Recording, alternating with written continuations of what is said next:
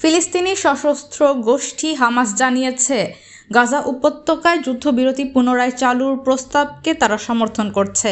মধ্যস্থতাকারীদের দেওয়া এই প্রস্তাবের আওতায় ইসরায়েলের কাছে 5 জন বন্দীকে ফিরিয়ে দেওয়া হবে, যার বিনিময়ে 50 দিনের যুদ্ধবিরতি কার্যকর করা হবে। এই ঈদে জামা জুতো অ্যাক্সেসরিজের ডিসকাউন্ট। গাজার বাইরে অবস্থানরত হামাসের শীর্ষ নেতা খলিল আল হাইয়া জানিয়েছেন, মিশর ও কাতারের মধ্যস্থতাকারীদের পাঠানো খসড়া চুক্তিতে হামাস সম্মতি দিয়েছে। ইসরায়েলের প্রধানমন্ত্রী বেনিয়ামিন নেতানিয়াহুর কার্যালয় জানায়, তারা প্রস্তাবটি পেয়েছে এবং যুক্তরাষ্ট্রের সঙ্গে পূর্ণ সমন্বয়ের মাধ্যমে মধ্যস্থতাকারীদের কাছে পাল্টা প্রস্তাব জমা দিয়েছে। সম্মতি দেওয়া হলে নতুন এই সীমিত যুদ্ধবিরতি রোববারের ঈদুল ফিতরের সঙ্গে মিলে যেতে পারে।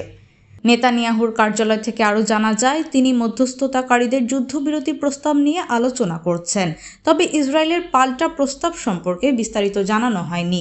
যুক্তরাষ্ট্র এ বিষয়ে প্রকাশ্যে কোনো মন্তব্য করেনি।